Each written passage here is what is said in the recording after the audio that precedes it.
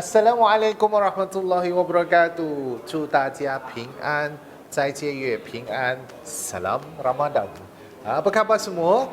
Masih bersama saya Syafiq Liao di Ahliau Kitchen. Okey, sementara sebelum kita mulakan resepi seterusnya atau menu seterusnya di Ahliau Kitchen, saya akan bawa anda pusing Signature Kitchen Setia Alam. Dan kita lihat ada apa aksesori dalam kabinet rekaan mereka untuk pelanggan mereka. Okey, jom ikut saya. Banyaknya sebenarnya kalau di Signature Kitchen Setia Alam ni, dia ada pelbagai untuk finishing kita punya kabinet. Boleh pilih nak yang glossy ke, tapi sekarang yang paling trend adalah matte finishing, spray paint. Dia cat yang di spray. Jadi matte finishing ni dia taklah glossy sangat, tapi kalau nak yang jenis macam ni lebih klasik, dia ada. Dan juga dia ada kabinet-kabinet yang boleh didesain khas yang penuh dengan aksesoris. Nampak tak? So, kalau jenis macam ni sebenarnya dia sangat jimat ruang. Jadi kita boleh simpan storage, tempat penyimpanan kita banyak sebenarnya.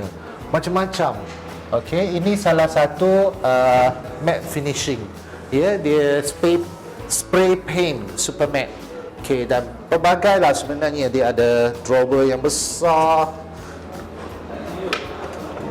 Dan juga okey, kita kat sini tempat untuk kita simpan pisau-pisau, cutlery kita, sudu, chopstick, semua ada. Dan bila kita tutup kuat pun dia tak bunyi kedegang macam tu, sebab dia ada penahan yang untuk mengawal supaya dia tutup dengan kalau tekan laju pun kadang-kadang budak-budak kan. Okey, jimat tempat lah. Mereka akan rekakan ruangan-ruangan nak simpan kuali. Jadi tak perlulah kita menggantung merata. Kadang-kadang kan macam gantung nak sampai nak ambil susah. Lama-lama biar berhabuk. So jadi simpan macam tu je. Ni antara aksesoris yang ditawarkan oleh Signature Kitchen. Ini tempat letak gas. Okey, jadi untuk kita nak letak gas, tak payah nak angkut masuk dalam tu. So, letak, tarik keluar ni, letak, tolak balik. Dan tolak kuat pun dia tak bunyi. Okey? Sebab dia penahan. So, ni antara kitchen cabinet. Okey. Jadi, saya nak sambung untuk menu seterusnya. Jom ikut saya.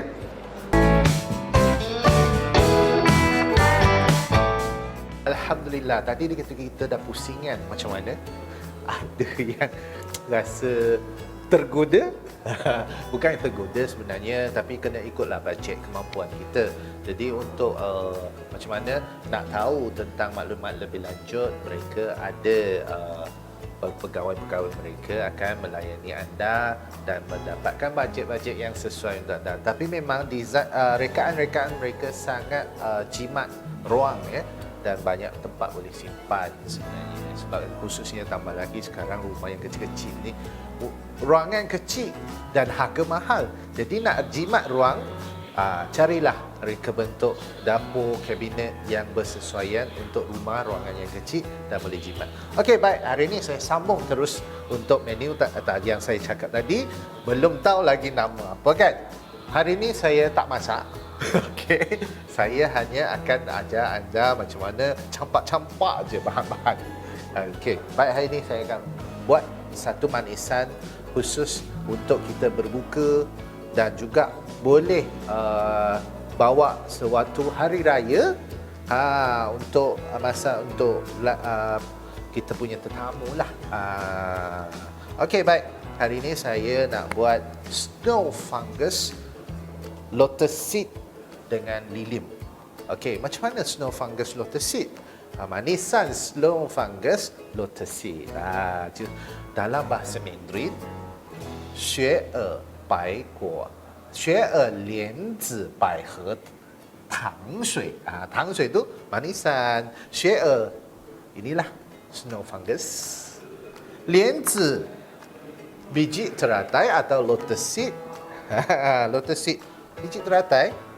Okey, lepas tu lili, tapi bukan bunga lili yang kita duk hantar kadang-kadang ada celebration apa kita hantar tu, bukan. Tapi dia sebenarnya dia adalah akar dalam lili itu sendiri. Dia adalah lili roots atau kita panggil lilium yang dikeringkan, dan saya dah basuh semua. Dan juga saya ada longan.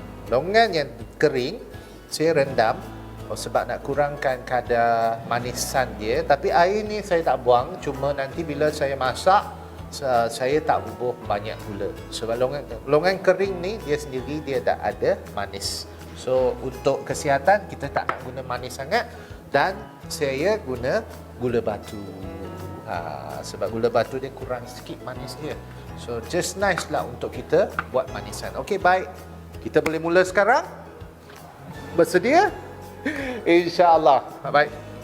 Okey, kita boleh terus didihkan air ikut kapasiti lah. Berapa orang kat rumah. Okey, sebelum ni saya nak tunjuk dalam snow fungus lepas kita rendam, seeloknya kita rendam awal sejam 2 sebelum kita nak masak. Dan sini ada bahagian dia, nampak tak? Okey, so buang. Dia akan keras. Saya akan buang. Bahagian ni dia keras Allah. Yang kuning-kuning ni tak nak. Lepas rendam kita akan nampak. So kita buang. Tinggal yang semua macam ni. Dia licin. Okey, sebab bahagian tu dia agak keras sikit. So kita tak nak yang bahagian tu. Okey, kita masukkan yang keras dulu. Lotus seed dulu. Atau biji teratai.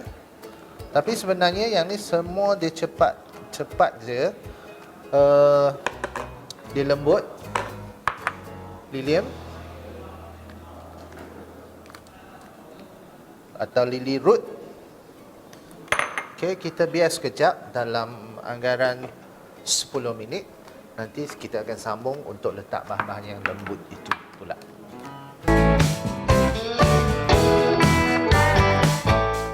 Ya, kita sambung balik.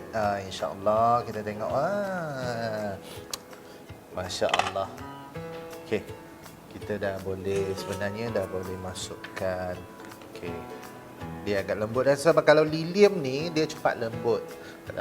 Paihe, kita panggil paihe. Dan biji teratai, lenzi ni lambat sikit lah. Okey, so kita masukkan snow fungus. Snow fungus sangat lembut dan sangat mudah. Cuma macam awal saya pesan, sebelum masak awal sejam 2 rendam dulu. Ya. Okey, saya kongsi sikit khasiat lah. Ya, saya masukkan yang air dia yang rendam tu, saya masukkan sekali. Okey. Saya kongsi sikit. Kalau contoh macam snow fungus ni sebenarnya dia membantu kesihatan hati dan membantu membuang toksik. Okey, itu antaranya salah satu snow fungus. Paihe atau lilium dia melancarkan pernafasan, khususnya untuk paru-paru, lebih sihat. Sebab kalau orang yang batuk, yang ada kahak banyak, boleh cuba makan paihe yang lilium tu. Dan juga menjaga kesihatan kulit. Untuk siapa yang nak kulit cantik, insya-Allah dia akan, sebab dia akan meningkatkan metabolisme untuk khususnya pada bahagian kulit itu sendiri, dan ada kesan penenang kalau untuk siapa-siapa yang mungkin malam susah tidur atau selalu rasa gemuruh, cemas, boleh amalkan paihe itu sendiri. Dan untuk biji teratai pula macam mana? Okey, biji teratai sebenarnya dia mengandungi khasiat vitamin seperti kalsium, fosforus dan juga kalium. Okey, jadi ia juga tinggi antioksida.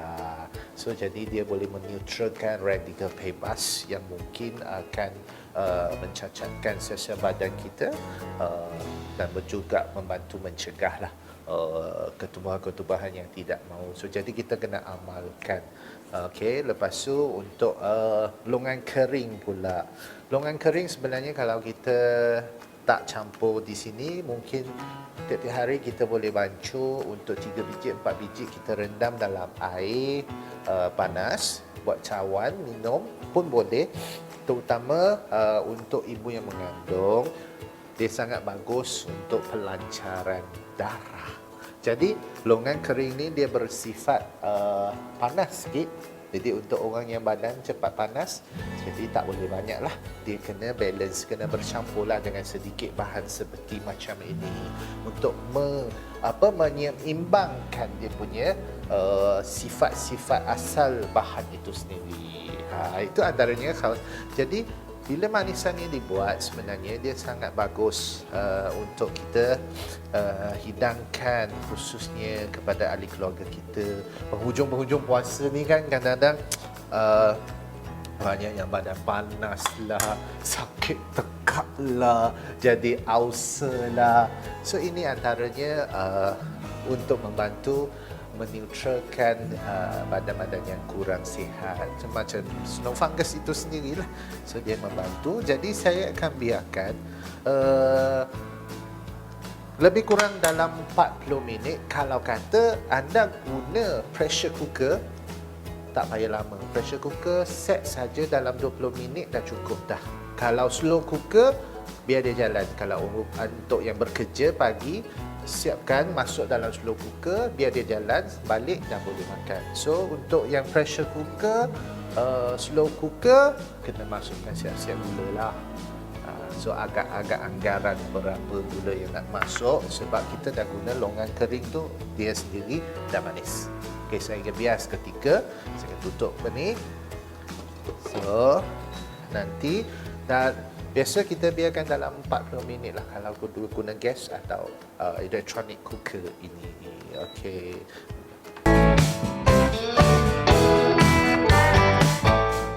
Alhamdulillah, kita sambung balik tadi yang kita tinggal.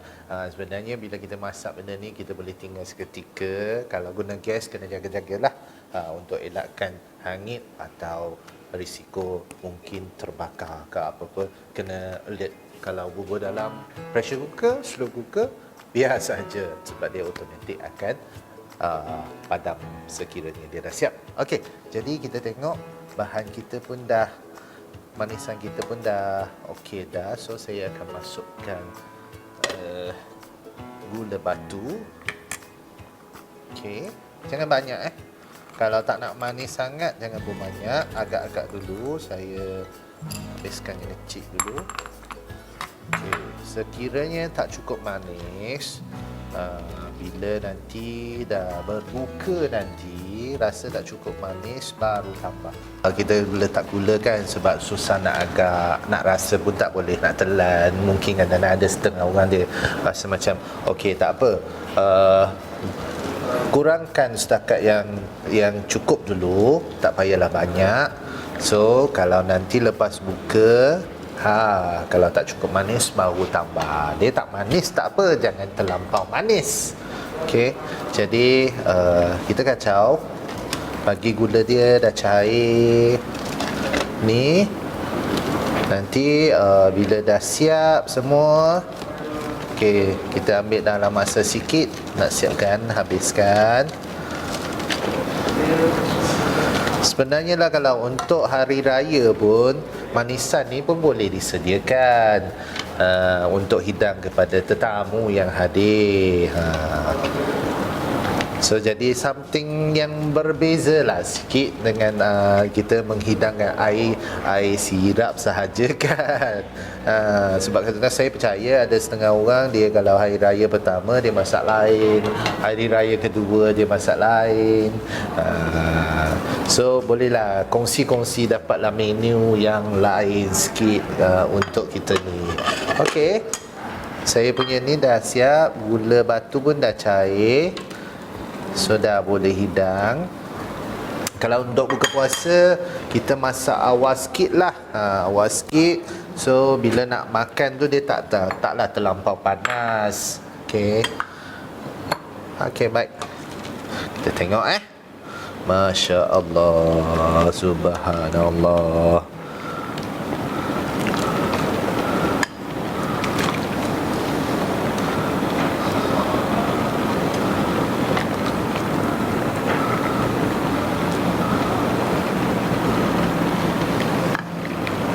Okey, ini antaranya snow fungus, lotus seed dengan lilium, atau kita panggil 雪耳百合莲子糖水dia manisan lah.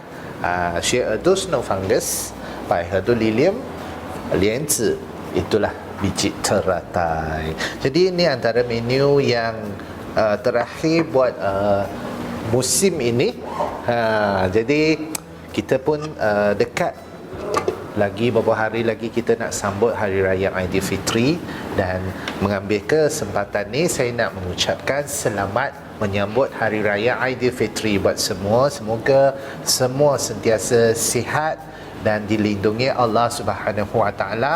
Dan sekiranya jikalah tahun ni masih ada yang tak dapat nak balik ke kampung halaman, jangan bersedih. InsyaAllah kita bakal bertemu lagi dengannya, ke ahli keluarga kita. Tapi cuma kita dijauh, kena sentiasa doakan untuk mereka baik-baik dan sihat, khususnya buat ibu ayah kita yang jauh di kampung. Jadi saya nak mohon maaf sepanjang siaran mungkin ada yang saya terkasar bahasa. Jadi saya minta maaf. Segala yang baik datang daripada Allah, segala yang kurang juga daripada Allah dizahirkan ke atas diri saya.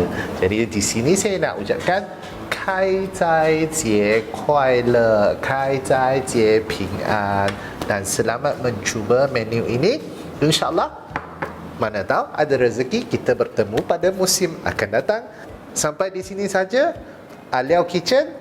Kita jumpa lagi insya-Allah. Wabillahi taufiq wa hidayah. Wassalamualaikum warahmatullahi wabarakatuh. Wa man 再见